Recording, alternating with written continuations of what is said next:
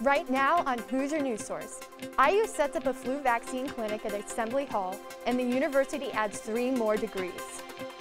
And I have the aftermath of last week's Hurricane Delta as it makes history in the U.S. Hoosier News Source starts now.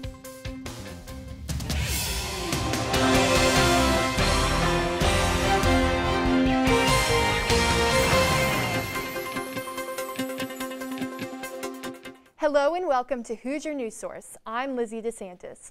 We begin Hoosier News Source with the latest COVID-19 updates.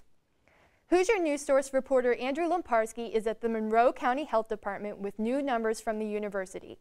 Andrew? Thanks, Lizzie. While Indiana has seen a spike in cases over the last 2 weeks, IU Bloomington is staying pretty much the same. This week there was a slight decrease in testing, but also a decrease in the number of positive cases. That's just 98 positives out of nearly 8,900 tests. If we break that down by housing, Greek Life had a positivity rate of 1.4%, residence halls were down to 1.1%, and off-campus saw a slight increase from 0.5% to 0.8% this past week. Interestingly, on-campus quarantine housing is also holding more students than the week before. It's up to 11% of capacity from just over 7.5% last week.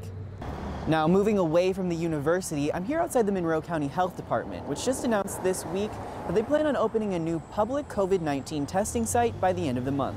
The department says they plan to open the new location somewhere downtown, but hasn't shared any more details. This comes in addition to the state testing site at the National Guard Armory, which operates on a month-to-month contract. The new testing site, however, plans to stay open long after the state testing site is decommissioned.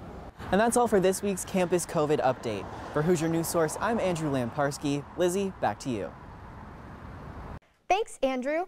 On Monday morning, a student's body was found dead in IU's University East Apartments. The coroner's office identified the student as Joseph O'Connor. Officers don't suspect foul play, and they say they believe he died from natural causes. Follow IUSTV News on Twitter for more updates on the case. IU began its flu vaccine clinic this weekend. Hoosier News Source reporter Ella Rhodes has a look at what it's like. Ella? Lizzie, that's right. I'm here outside of Assembly Hall where students can come in and get their flu vaccine. IU is giving free flu vaccines to students regardless of insurance. Students can come in on Friday, October 9th, Saturday, October 10th, and Saturday, October 17th to get their flu vaccine. All students, faculty, and staff who are regularly on campus are required to get a vaccine, but can request an exemption for religious or medical reasons. I think it's a good idea just to keep us safe and help minimize potential COVID risks and try and keep our rates as low as possible and keep us on campus. Students, faculty, and staff must get their vaccine or submit an exemption form by December 1st. Not complying with receiving the vaccine is a violation of the COVID-19 student commitment form and the student code. We knew we were going to need a flu shot before we went on campus. We had to sign a paper. So I expected it, and I think it's good because we just need that right now. We don't want anyone else getting sick. And if you're not able to make it into Assembly Hall any of those 3 days, you can go to your local pharmacy or supermarket and get your flu vaccine there. For Hoosier News Source, I'm Ella Rhodes. Thanks, Ella. And for students who don't receive their flu vaccine through the university, they need to fill out the flu reporting form on one.iu.edu. With just 8 weeks left of the fall semester, it's almost time to enroll in spring classes. On Wednesday, the Office of the Registrar is scheduled to release its spring master's schedule. Students will be able to plan their classes through iGPS. Enrollment officially begins on Friday, October 23rd, with the upperclassmen having the first pick. On October 1st, the Indiana University Board of Trustees approved 3 new degrees. The degrees are a PhD in Regenerative Medicine and Technology offered at IUPUI, a Master of Science in Accounting with Data and Analytics at IU Bloomington, and lastly, an online Bachelor of Arts in Sustainability Studies at IU Northwest.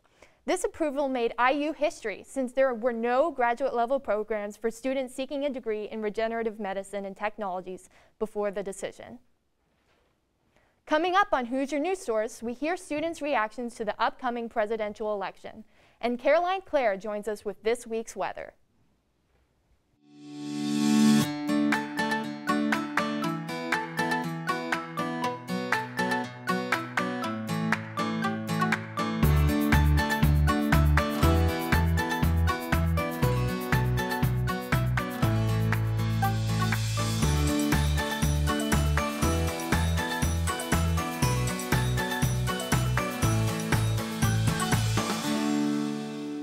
Welcome back to Hoosier News Source. Caroline Clare has the latest on this week's forecast. Caroline?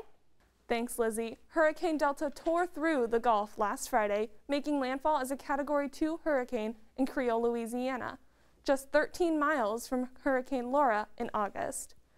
Maximum sustained wind speeds reached 100 miles per hour, and storm surges exceeded 9 feet in some areas.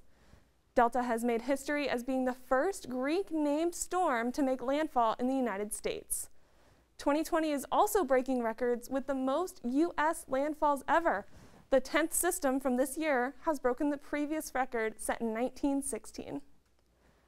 Making our way from Louisiana to Bloomington, we can expect rain early next week, with a low-pressure system developing in Ontario and Quebec, Canada, just northeast of Indiana, passing through a cold front, bringing with it showers for us here Sunday evening going into early next week.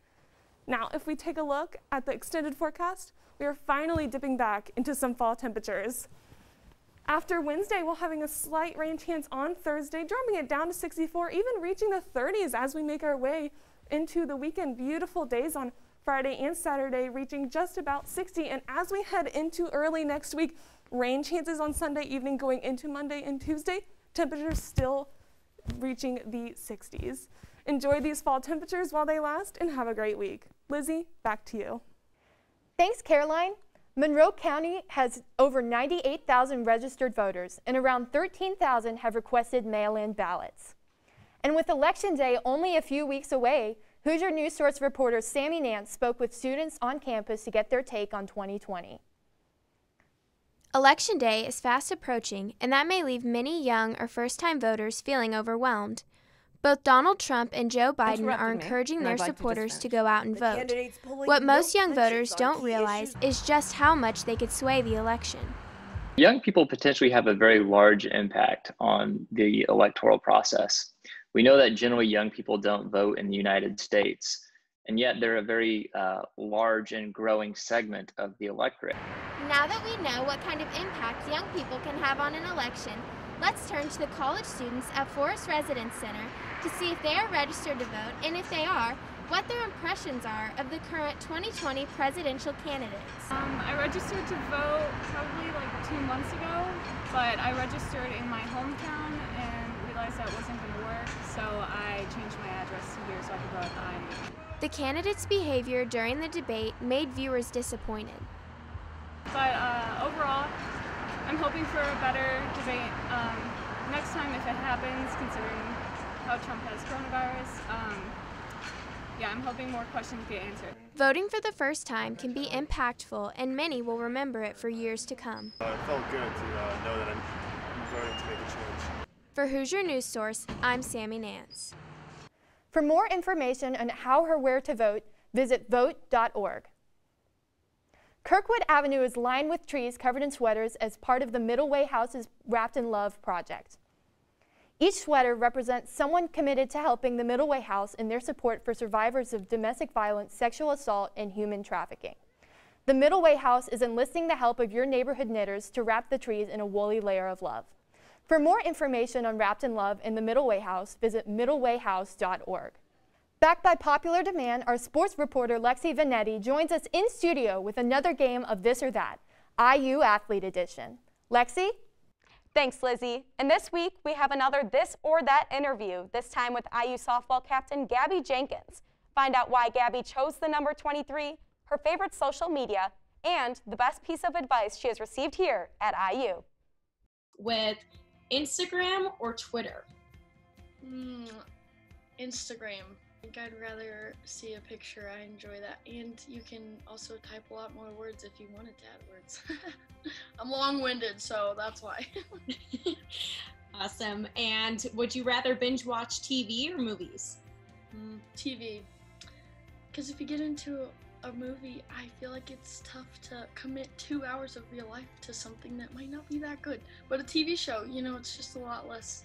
You can peace out at any time and still understand what's going on. So. And what would be one of your favorite TV shows that you've binge watched? I'm a huge fan of Friday Night Lights. I am also a huge fan of, I'm spacing what it's called, but I love sport-oriented shows and family-oriented shows. Gosh, what was that show called? I can't remember. But yes, over quarantine, I watched a lot of that. And I watched the show Switched at Birth, which was super kind of interesting to watch. That was something my family watched together. So yeah, kind of bounce around. Going off of that, what was one of your favorite quarantine activities that you did? I would say I scrapbooked. So I scrapbooked my first 4 years of college softball, and it was so fun, and that's something that is so time consuming. So in the first weeks of being home, that's all me and my mom did is just sit down and dive into a scrapbook. So now I have a fun little memory that I can look into. That's awesome. And what would be your favorite season out of fall and spring? Spring, because it's softball and it's just a special time of the year. I think we got to experience spring a little differently here in Indiana because we were home during spring. So seriously, a beautiful time, and when it starts to get warm, there's nothing like that. And do you prefer cardio or weights? I prefer the results of cardio because I think you just feel pretty good and ready to go. Gosh, I'm sorry, I can't pick one of those. I prefer the in-between, which is what we do a lot of. We love to move with pace, but also lift some heavy weights. So I'm gonna go somewhere in between. I know that's probably not what you want. Pizza X or Mother Bears? Oh gosh, put me in this position. I'm gonna go Mother Bears for quality purposes, but I do love some Pizza X. And the ranch at both of those places is pretty great. Best meal, breakfast, lunch, or dinner? Dinner. And what would you say your favorite dinner is? My favorite dinner is when my mom makes this dish that has spinach on the bottom, and then it has fettuccine noodles, and then it has a chicken breast, and then it has marinara over top. Oh, hits all the food groups, super good. Sounds amazing. Would you consider yourself a morning bird or a night owl? Definitely a morning person. My team would tell you that too, yes. I am a huge fan of getting up early and getting the day started, but that also means I like to go to bed early because I don't just no sleep. And do you consider yourself more of a singer or a dancer? Definitely more of a dancer. I'm not a great dancer, but I love to get down, especially in a softball environment. And why did you pick number 23? I picked it because my hitting coach in high school was number 23 in college at Louisville, University of Louisville. So I enjoyed that, and I thought, wow, I'd like to be a little bit like her. That's awesome. And what was one of the best piece of advice that you've ever received, either in softball or just in life in general? I would say that we are so much more than what we do, and gosh, my coach just reiterates that day in and day out, that we're not defined by what we do. It's an important part of who we're becoming, but it's not by any means who we are. And so just a lot of truth in that, and yeah, I would say that gives you a lot of freedom to recognize that, gosh, at any moment can be your moment. So Lizzie, back to you at the desk. Thanks, Lexi, and thank you for watching this week's episode of Hoosier News Source. To learn more about this week's stories, you can find us on Facebook, Instagram, and Twitter at IUSTV News. I'm Lizzie DeSantis from Bloomington, Indiana. We'll see you next time.